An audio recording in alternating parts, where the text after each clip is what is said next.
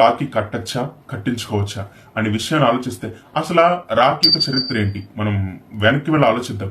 రాఖీ అనేది ఎవరెవరికి కట్టారంటే ద్రౌపది కృష్ణుడికి కడుతుంది.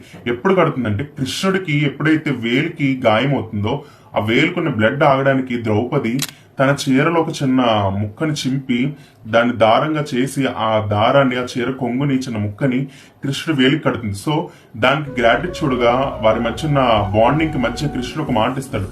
నీకు ఎప్పుడైతే ఏదైనా అవసరం ఉందో నీకు ప్రతి దాంట్లో నేను నీకు తోడుగా ఉంటానో అని కృష్ణుడు మాటిస్తాడు.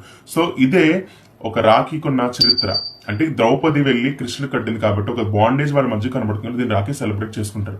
అయితే క్రైస్తవుడుగా మనం రాఖీ కట్టచ్చా కట్టించుకోవచ్చా అనేది బైబిల్ ఆలోచిస్తే పౌలు ఒక మాట అంటారండి. ఇందులో కొరింథీయులకు రాసిన మొదటి పత్రిక 10:23 నాకు ప్రతిదానికి స్వాతంత్రం ఉంది కానీ అన్ని చేయదగినవి కావు. అంటే ప్రతిదానికి స్వాతంత్రం ఉంది కానీ అన్ని చేయదగినవి కావు. అలాగే ఇదే కొరింథీ పత్రికలో 2 కొరింథీ పత్రిక 6:14 అవిశ్వాసాలతో జోడుగా మీరు ఉండకండి అంటున్నాడు. అంటే అవిశ్వాసాలతో జోడుగా ఉండకండి అంటున్నాడు. అసలు రాఖీ గురించి ఆలోచిస్తే అది దేవుడు పెట్టిందా అంటే దేవుడు పెట్టింది కాదు. అది అన్యుల ఆచారం. అది వాళ్ళ గ్రాటిట్యూడ్ కి లవ్ కి ప్యాషన్ గా వాళ్ళు కట్టుకుంటున్నారు. కానీ మనం కట్టుకోవచ్చు అంటే అసలు రాఖీ ఎందుకు కడతారంటే ఒక తమ్ముడికి గాని ఒక అన్నకి గాని చెల్లి లేకపోతే అక్క వారి మధ్యన బాండింగ్ కి రిలేటివ్ కనబడతారు. కానీ ఒకసారి ఆలోచించండి, రాఖీ కట్టించుకున్న వాళ్ళు ఎంతమంది హత్యలు చేయట్లేదు.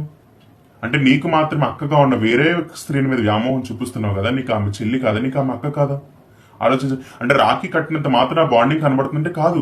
నీ హృదయంలో ఉండాలి, నీ మనసులో ఉండాలి ఆ గ్రాటిట్యూడ్ అనేది. నీ స్త్రీని కాపాడాలి, నీ చెల్లిని కాపాడాలి, నీ అక్కని కాపాడాలి, ఆమె మీద గౌరవంగా నేను ఉండాలనేది నీ హృదయంలో నీ మనసులో ఉండాలి తప్ప ఏదో థాట్కి సంబంధించింది కాదు. అలాగే దేవుడు అంటున్నాడు మార్కు సువార్తలో మనుషులకు కనిపించిన పద్ధతులను దైవోపదేశంగా పాటిస్తున్నారు అంటున్నాడు. అలాగే కొలస్సీ పత్రికలో మనుషుల పారంపర్య చెప్పని దేవుని కూడా వదిలేసి దాన్ని అనుసరిస్తున్నారు అంటున్నాడు. కాబట్టి ఇవన్నీ మనం పరిశీలిస్తే ఒక అన్యుల ఆచారాన్ని తీసుకొచ్చి క్రైస్తవులుగా మనం పాటిస్తే దేవుడు ఒప్పుకోడు. ఒకవేళ మీకు కావాలంటే మామూలుగా కట్టుకోండి, అంతే తప్ప దాని బ్యాక్ హిస్టరీ తెలియకుండా, చాలా మందికి బ్యాక్ హిస్టరీ కూడా తెలియకుండా కడతారు. నేను ఆలోచించుకోండి, నీవు రాఖీ కట్టడానికి లవ్ మాత్రమే గ్రాటిట్యూడ్ మాత్రం అనుకుంటున్నావా? అది రాంగ్. నీ లవ్ అనేది నీ హృదయంలో ఉండాలి, నీ మనసులో ఉండాలి. నీ చెల్లిని నీ అక్కడే ప్రేమించే హృదయంలో నీకు కనబడాలి. సో కాబట్టి ఆలోచించండి. Thank you so much.